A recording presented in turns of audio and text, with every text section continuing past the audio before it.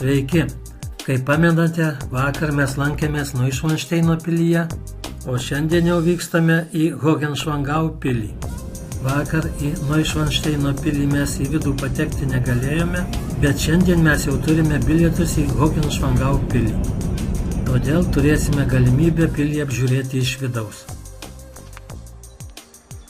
Lipam į pilį.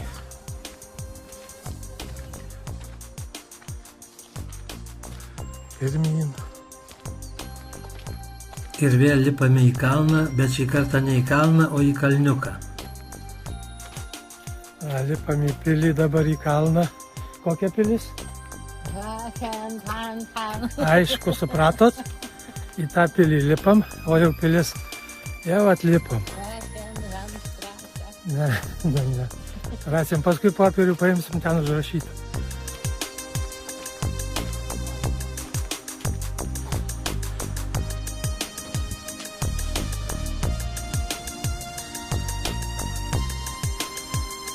Tuoj žengsime pro šitą arką.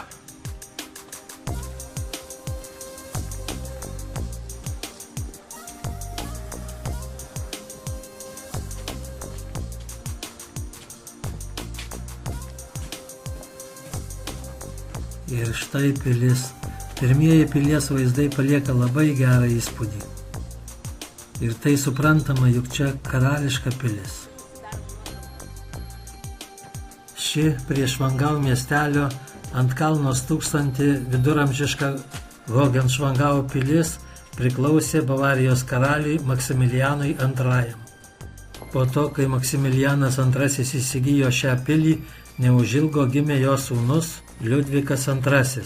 O Liudvikas II po netikėtos tėvo mirties vos sulaukęs 18 tapo Bavarijos karaliumi.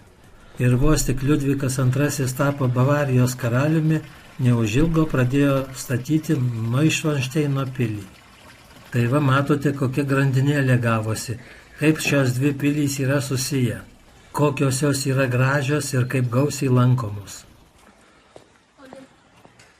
Na, o mes toliau apžiūrinėjame pilį. Ši pilis pirmą kartą rašytiniuose šaltiniuose buvo paminėta 1397 metais, tačiau tada ji buvo vadinama Švanstein. Maždaug 16 amžiaus viduryje ši pilis buvo renovuota ir pristatyti keli priestatai. Bet metai bėgo, pilis buvo silpnai prižiūrima ir vėl apgriuvo. Tuomet, kai karalius Maksimilianas II, tada dar būdamas kronprincu, 1832 metais nupirko šią pilį, jis ją per keletą metų pakeitė iš esmės. Pilis buvo visiškai renovuota ir papuošta daugiau nei 90 freskų. Ir Hohenschwangau pilis tapo panašiai tokia, kokią mes ją matome dabar. Na, o Maksimiliano II sūnus, matydamas tėvo darbus, tėvo pastangas renovuoti pilį, sugalvojo vėliau statyti savo pasakų pilį. Ir vėliau jau tapęs Liudviku II karaliumi pastatė Neušvanšteino pilį, kurią aplanko kasmet apie 1,5 milijono lankytojų.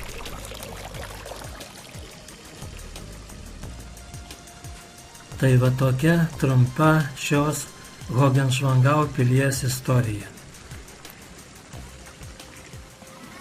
O mes tęsime šios nuostabios pilies apžiūrą. Gražus fontanas, bet aptvertas kažkodėl. Nu.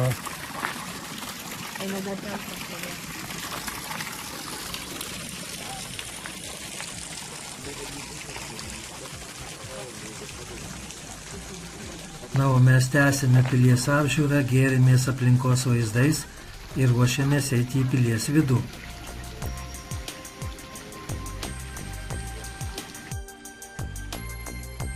Ir štai čia matote vienintelį mūsų užfiksuotą vaizdą pilies viduje, nes vos tik įėjus mus iš karto perspėjo, kad filmavimas ir fotografavimas griežtai draudžiama.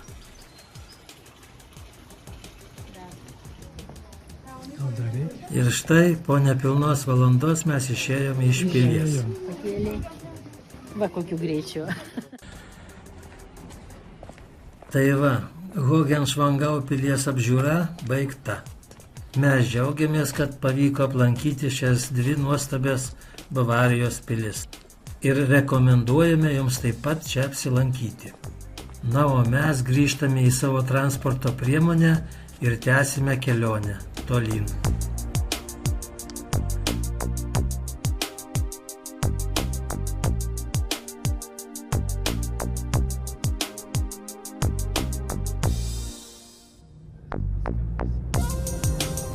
Dvi naktis mes praleidome viename iš Füssen miestelio kempingų, apžiūrėjome dvi nuostabės pilis ir dabar jau keičiame savo lokaciją, važiuosime į kitą kempingą ir apžiūrėsime kitus objektus. Labai gaila, kad negalėjau parodyti Hohenschwangau pilies vidaus, bet mums ten labai patiko, yra ką pažiūrėti ir jeigu būsite kažkur netoli, būtinai užsukite ir aplankykite. Tikrai nepasigailėsite. Nes pamatysite puikiai freskomis išdekoruotą vidų, labai brangias ir vertingas karališkas dovanas ir netgi labai didelį žiūroną arba monoklį, kuriuo stebėjo, kaip vyksta statybos Neuschwansteino pilyje. Na, bet mes jau atvykome į kitą kempingą, gana brangų, bet labai gražioje vietoje ir su įskaičiuotais pusryčiais. Tad apsidairykime. Viena snieguota viršūnė. Transportas atvežė ledo salų, kempingą ir sultis vaikam.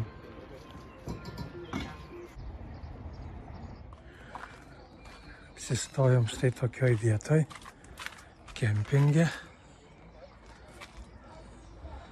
su tokiais vaizdais.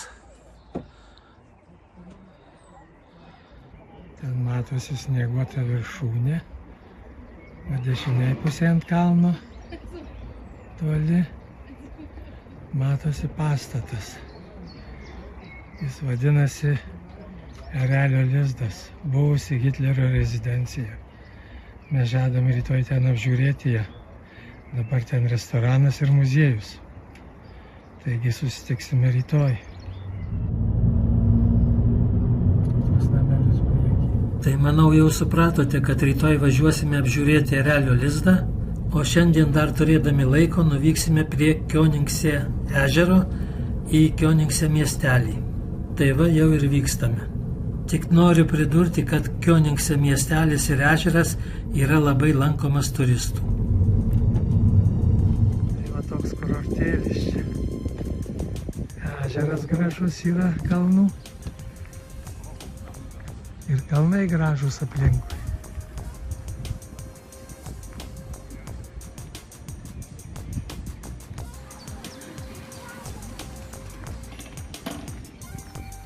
Na, o mes išėjome pasivaikščioti, apsidairyti. Galbūt plauksime ežere su laivu, jeigu bus tokios galimybės. Mes vaikštinėjom, bet aš net nežinau, ar čia dar vis Vokietija, ar čia jau Austrija. Nes gyvenom tie dar Vokietijoje kempingas. Einam atsigerti taip pat. Nu, teik. Nukelk bliūdą. Ja.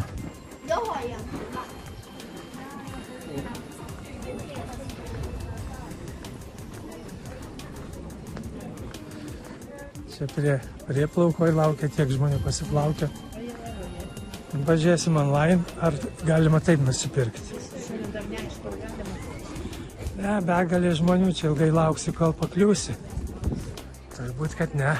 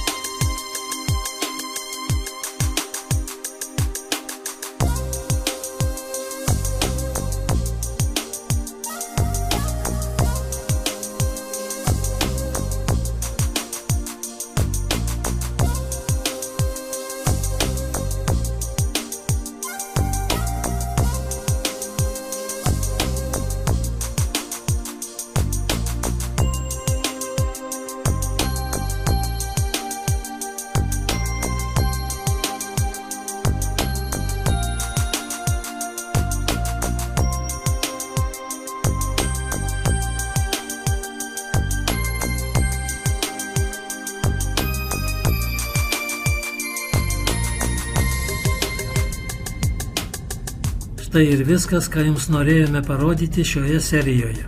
O kitoje serijoje matysite, kaip mums pavyko pakilti į kalnus ir aplankyti erelio lizdą. Iki.